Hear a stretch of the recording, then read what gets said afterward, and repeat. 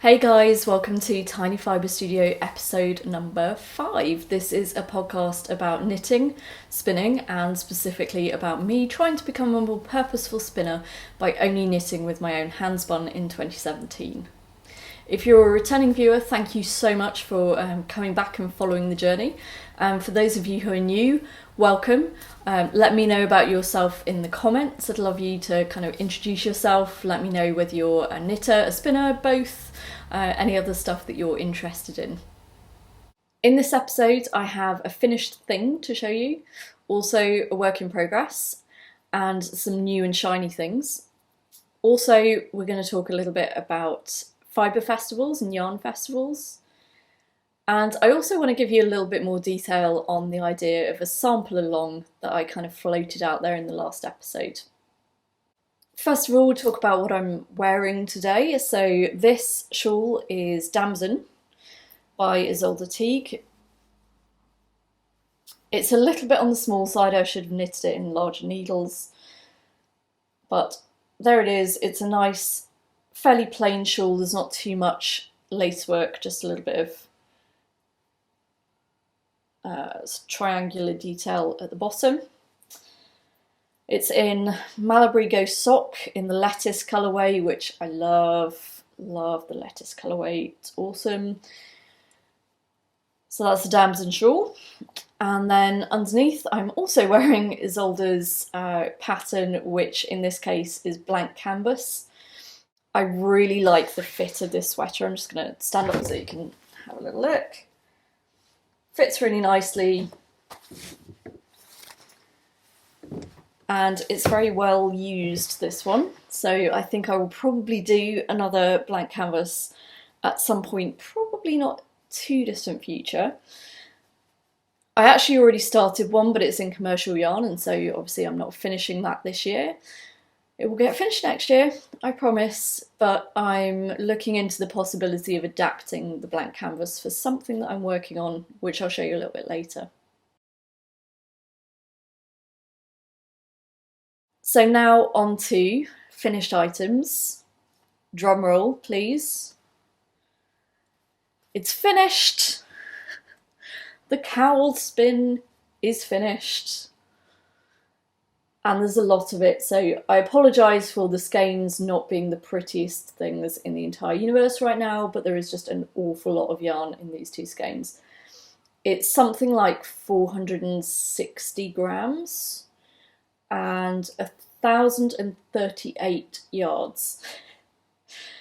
The 38 is really important because the pattern that I'm going to be making it into requires 1,035 yards. So pretty close. Good bit of guesswork, Becks, well done. So I'm really hoping that that will make an awesome cowl.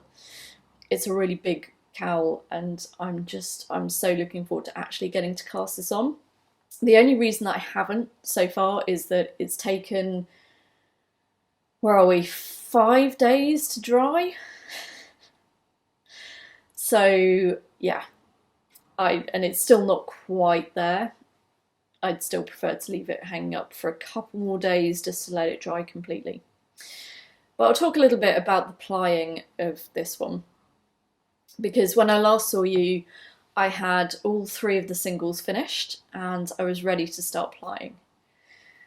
Normally on a Sunday morning I go and hang out at my local craft cafe, and there I will do my spinning or my knitting or whatever it is that I want to do. I can't really take plying there because plying, just once you're doing it, you kind of have to commit to a long block of time. You can kind of set it down if you need to and go off and do other things and then come back to it, but you can't really kind of pack it all up and move the whole thing. So I didn't want to take that to the craft cafe. So after my Sunday morning knitting group, I came back, I put on Willy Wonka and the Chocolate Factory, followed by the Railway Children, followed by I think a couple of episodes of All Creatures Great and Small, and just sat there and fairly mindlessly plied. What I did do before I got into the mindless plying was to look at the sample, so we talked about my sample cards in episode 1, I think. And this is all part of becoming more purposeful because my record keeping up to this point has been atrocious. So when I spun my samples for this one, I kept the 2-ply ply back, 3-ply ply back, and 3-ply unfinished, and then 3-ply finished. So I was constantly checking it against the 3-ply unfinished yarn. I have a magnifying lens for my camera on my phone, so I was just taking pictures of it against a ruler so that I could check each time to see how close I was. And then when I got to a point where I was nice and close to the number of twists per inch in the sample, I just was able to get into a rhythm and really mindlessly ply, and it's come out very even, so that technique works for me. Because I spin primarily at the moment, I spin on a Hanson Crafts mini spinner. All I have to do is set the dial to whatever speed I need, and then it's really just to do with the motion of my hands that I need to keep in rhythm. I don't need to worry about coordinating my feet and my hands. So I kept referring back to that sample, and I'm really happy, really happy with it. It looks around about the right weight.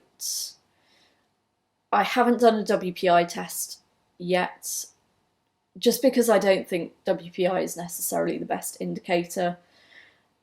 What I really need to do is to either swatch with it, or ultimately I'm probably just going to start knitting with it because I've swatched with the sample. It's not really necessary for me to swatch again with this, especially for a cowl where it doesn't particularly matter what the gauge is. So yay, pretty finished, awesome cowl spin, super happy, and I'm really excited to get started with actually knitting this. Yay! I'm going to put these back here and we can sit and admire their prettiness, or their greyness. Let's be honest, it's grey yarn, it's not that interesting, but it's very pretty, so we love it.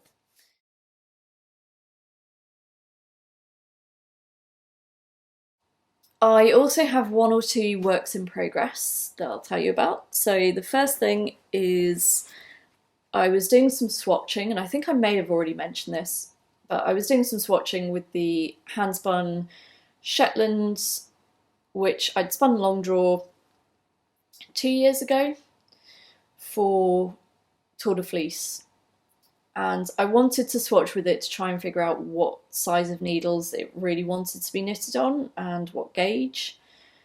And I think I've decided. I'm not sure how well you're going to be able to tell with this one, but this is the 3.5mm swatch, and it's just a little bit on the uneven side. There are definitely some thin patches, and with the 3.5mm needles you can see those sort of thinner areas quite easily. So I'm definitely happier with the 3.25mm needles, even though there's not as much drape, but that's just going to dictate what kind of thing I make it into. I'm actually thinking that this would be a good gauge for another blank canvas. I do have more of this in different colourways, which I've already showed you in another episode. So I'm hoping that I'll be able to do some kind of colour work. And yeah, I'll have a look and see. One little thing about swatching that I think is a really good tip, and this is an Ysolda tip, is in the top corner of my swatches I do a yarn over knit two together for each whole millimetre size, and then for every 0.25mm I do a purl stitch.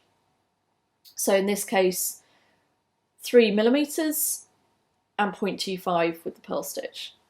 I find that really useful. It's a tip from Little Red in the City, and super useful for keeping track of your swatches and which needles you knitted them on. So I really like that, and I figure that that may well be something that I work on fairly soon. I'm just going to need to find out what kind of colour work and what kind of stitch pattern I might be using for it. Those are living in my little handmade project bag. I love this fabric. It's got little hummingbirds and stuff all over it, and then little flowers on the inside. I'm fairly particular about my project bags when I make them myself. I always have to have a little loop which can attach either around the strap of the bag that I normally wear, or can attach around my wrist, so that I can, in some cases, knit and walk at the same time. Don't worry, not when I'm around huge crowds of people or anything like that. And I also like to put a yarn guide in there as well. So that little bit unclips so that you can feed your yarn through there and clip it up again. But then if you need to take the project out, you still can do. And generally, I like the project bags that I make to be drawstring ones. So that's one of my project bags, which has a little free piece of fluff attached to it. Thank you very much. This was made with the sock sack pattern, which you can find on Craftsy. The sock sack is actually a divided bag, but I just used the measurements from it to make a non-divided one in this case. So that is my swatching for the Shetland long draw. Because I was still waiting for this yarn to dry, on Wednesday night, which is another knitting night for me, I didn't have any knitting projects on the go, so I had to think fast and cast something on. So I cast on some socks, which is a little bit unusual for me. I don't wear a lot of hand knit socks just because normally I wear Vibram 5 fingers, which are like toe shoes. So every toe has an individual kind of pocket in the shoes. I've been wearing those for about 5 years now. At the moment I have some kind of weird, my doctor thinks it's a trauma injury on the top of my foot. So nothing to do with the 5 fingers, but it's just quite difficult for my foot to heal when it's having to do so much work. So I'm having to wear normal shoes at the moment, which is a bit of a shock to me. So I thought, you know, make it a little bit nicer. I'll make myself some more hand knit socks because I'm wearing my hand knits a lot at the moment, the socks that I do have. These are on 2mm needles, and they are the vanilla sock pattern by Jo Tor. I have a little progress keeper here made out of one of the many shells that I pick up every time I go walking on a beach. So I'm going to move this up when I finish this podcast so that in between now and the next episode you can see how much progress I've made, if any, because if I cast that one on, chances are these are not going to have a lot of work done on them. Apart from maybe when I'm knitting socially, where I might not be able to keep track of the charts for the cowl at the same time as talking to people. So we'll see how much progress I make on those. The yarn that I'm using is this one. So this was one that I'd actually over-dyed because originally it was yellow and purple. I think I called it Blackberry Crumble. It was like yellow, custard yellow and purple. And I didn't like the custard yellow at all, so I over-dyed it and it became kind of green and purple. This yarn was spun at least 5 years ago, so quite a long time for it to be sitting in my stash, so I think it deserves to come out and actually be something. So yeah, we'll see how much progress I make. As I say, it might just be my social knitting project when I get into the charts on the cowl. So last week I mentioned that there was a new and shiny thing that I couldn't talk about in that episode and that I talk about it this week. So what happened was a couple of weeks ago on a Sunday Loop, which is a fabulous, fabulous knitting shop in London, decided that they were going to donate all of their takings to the American Civil Liberties Union. Now, I don't want to get political about this. This is really not a podcast that talks about politics in any way, shape or form, but I have family who were born in the States. I have a lot of friends and a lot of colleagues, and what's happening at the moment isn't reflective of them. And I know it's a democratic process, but personally it's something that I don't feel fits with the US. So regardless of your politics, I love you all of my viewers, but it's something that's really close to me, and I wanted to try and sort of help in whatever way I could. I already made a personal donation, but when Loop said that they were donating their proceeds, I thought, well, there you go, there's some fundraising that I can get on board with. So I ordered a couple of things. The reason that I couldn't really talk about them last week was because when it arrived, I realised that in all the complete chaos that must have ensued after that offer, they had made a mistake in the order and they'd sent me the little haberdashery pouches version of what I'm about to show you instead of the project bags. So I dropped them an email. Immediately they were like, oh, we're so sorry, but yeah, it was complete chaos after all those orders came flooding in. And they sent the replacements back out straight away. So thank you, Loop, for handling an order problem really, really well. To me, I don't care really if a company makes a mistake. It's the way that they handle a mistake that is important to me, and Loop handled it brilliantly. So thank you very much, Loop. So let's have a look at what we got.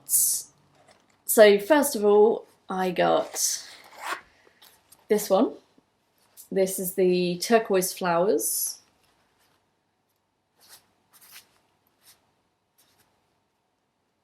Nice little project bag. I guess my only criticism with these would be that the wedge isn't very deep. I'd prefer it to be kind of another half as much again.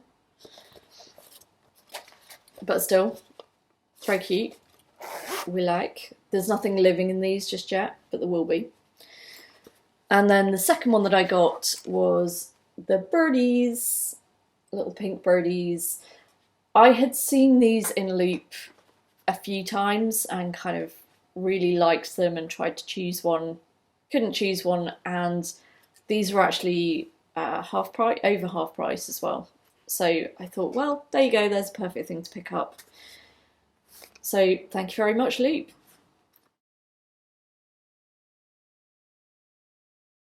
Before we get into this next subject, I'm just going to say that I am fully aware that I have a very first world problem.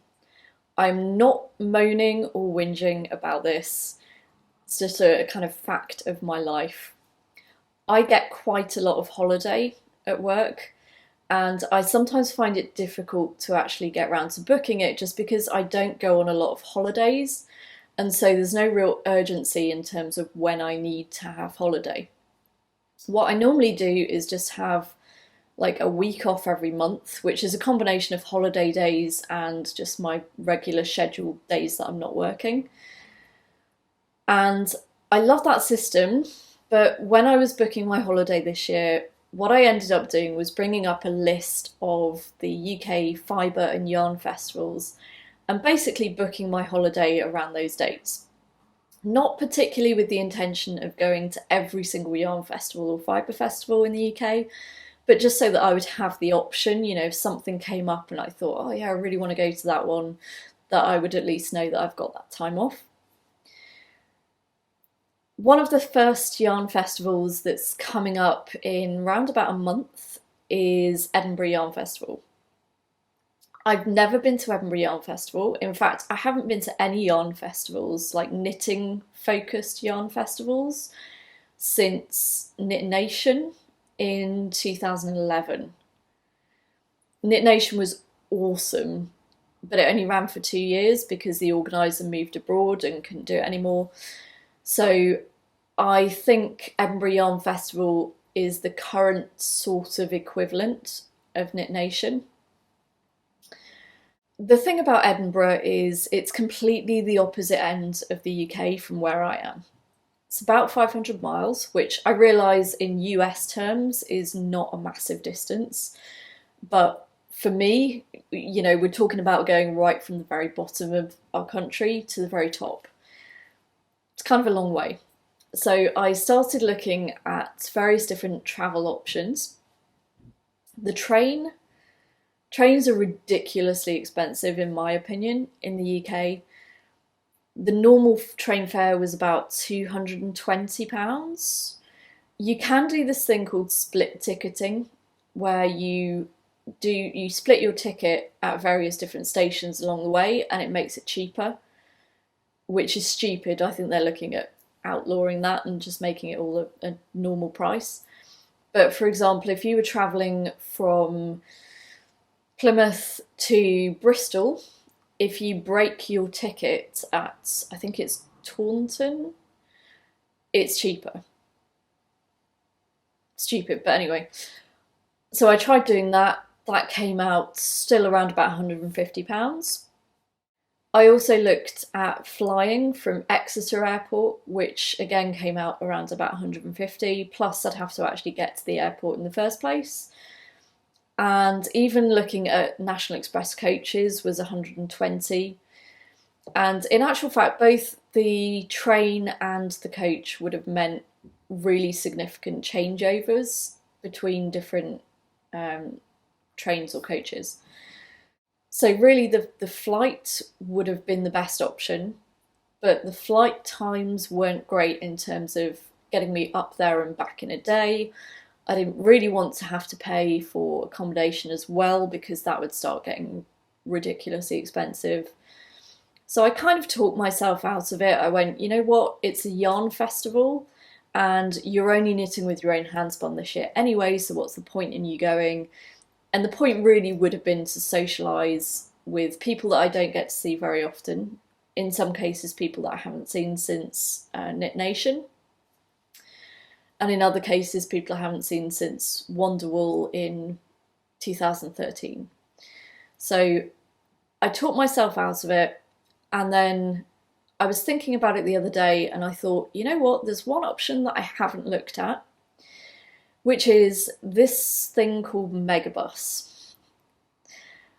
I'm laughing because Megabus is kind of viewed as a bit of a studenty thing. It's really, really cheap. Like, their advertising headline is that you can travel for £1 in a lot of cases, if you book far enough in advance. So I thought, you know what, I'm just going to have a look and see how much this would cost.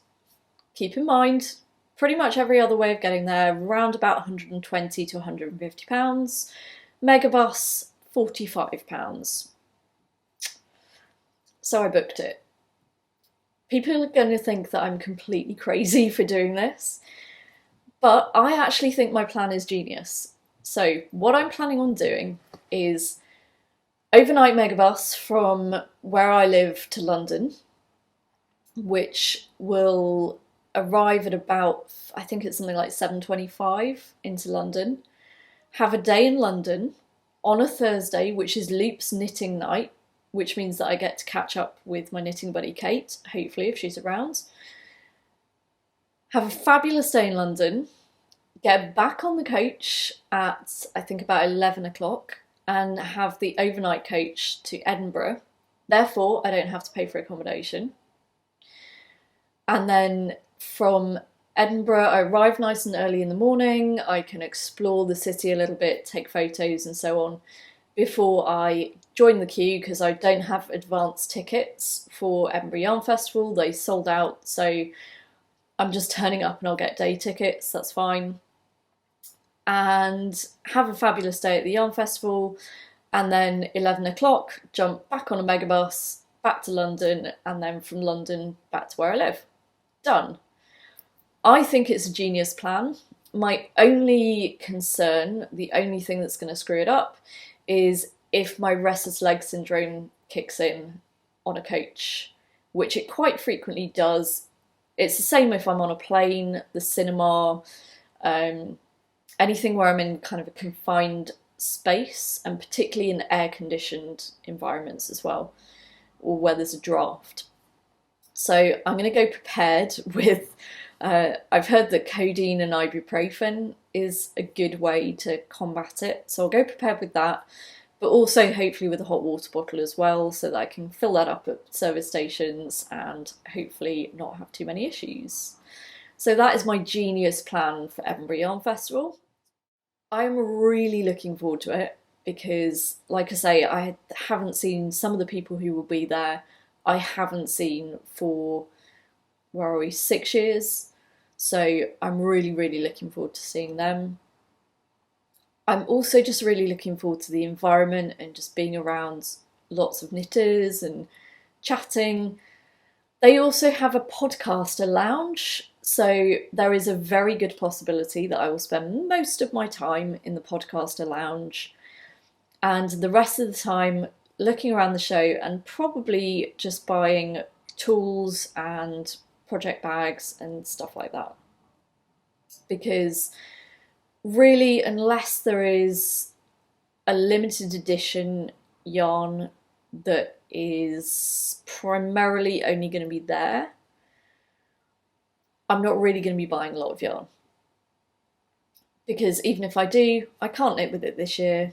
It's going to have to wait until next year. So hopefully that will prevent me from buying lots of yarn. So if you're coming to Edinburgh Yarn Festival, let me know in the comments. I would love to find out. I know there's going to be a lot of other podcasters there. So I'm actually thinking that I should get something printed with something along the lines of like Tiny Fibre Studio podcast. I'm only knitting with my own hand spun this year, so don't tempt me on the on like a t-shirt or a bag or something. So I'll have to have a look into that. But I think that's complete genius of a plan. And I'm really looking forward to it. So roll on Edinburgh Yarn Festival next month. So the month after Edinburgh Yarn Festival is Wonderwool in Wales. That's much more of a spinning focused show. It's kind of, I guess, half and half knitting and spinning, but the spinning community definitely go to that one. That's their thing. So I'm very much looking forward to that. Hopefully I'll be able to go as long as the Devon Guild of Weavers, Spinners and Dyers does their coach trip again, which I think they are. I've tried to email the secretary to say, hey, look, I'm interested. I've been on the coach before. I'd really appreciate a spot this time as well. So hopefully I will get to do that. And then the other thing that I've been thinking about is Shetland Wool Week. I think Shetland Wool Week would fit in really well with the Handspun 17 project. I could see myself learning an awful lot from that trip. And so that's something that I'm definitely considering. It will be expensive, but totally worth it, I think. Again, if you've been to Shetland Wool Week, I'd love to hear about it. I'd love to hear about what you did and what you took part in terms of classes and so on. Let me know any tips and tricks. That's a long way off yet. That's in September, end of September. But again, really looking forward to hopefully going to Shetland Wool Week.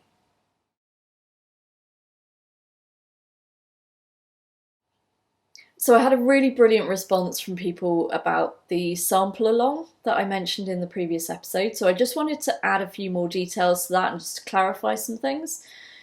First thing is, I know that I mentioned Nonoko's sample box in the previous episode. That was really just the inspiration for the idea of doing a sample along. I'm not suggesting that everybody would have to spin with that fibre. So you would be free to sample from your stash, from fleece, from your preferred provider of fibre prep. It wouldn't necessarily be with that particular supplier. So don't worry about having to order anything special. It would just be from whatever you have and whatever's best for you. So what I would probably do is to set a topic for each month. For example, this month we're all going to spin long draw, or we're going to spin a 4-ply, or we're going to spin a cabled yarn, and then throughout the month we'd be spinning and then swatching with that yarn. I think a month kind of gives everybody an opportunity to get it done, and also hopefully allows a little bit of time around any other projects that you might have in progress as well. So with those added details, let me know what you think, and if everybody is happy with it, we'll maybe start with a new topic in March. So that's everything for Tiny Fibre Studio for this week, and I'm super excited to get started on spinning up this gorgeousness and making it into a lovely cowl. Oh, it's so sheepy, it's gorgeous. So I hope that you've enjoyed that episode. Let me know what you think. Also, thank you so much to everybody who has shared information about the podcast on various forms of social media. I'm going to specifically call out Remembrance's Pottery, who makes fabulous knitter-related mugs and lots of awesome things. She mentioned me on Instagram last night, and I had a flood of new follows and likes and stuff on there, so thank you so much. And also to Emma from the Chubby Pug Yarn podcast. She is fabulous, by the way. If you go and have a look at her podcast, I'll put a link in the show notes, which are just in the description in YouTube. She makes the most beautiful stuff. She made this gorgeous little baby sweater with matching socks that she showed off in her last episode. Absolutely beautiful. I highly recommend that you go and check her out. But thank you so much to everybody who's mentioned the podcast. The word's really getting around, and I'm getting lots of people really enjoying kind of coming with me on this little journey of Handspun 17. So in between now and the next time, you can find me as Tiny Fibre Studio on Instagram, as ibecks on Ravelry, and there's also a Tiny Fibre Studio group on Ravelry as well. I post a copy of the show notes in there. Feel free to discuss anything that you wish in the episode on there. The easiest thing though is just leave me a comment in YouTube. I try to go through on a fairly regular basis and reply to all those comments. So please feel free to leave me a comment. Don't forget to subscribe if you enjoy the podcast so that you don't miss any episodes. And thank you so much for watching, and I will see you next time.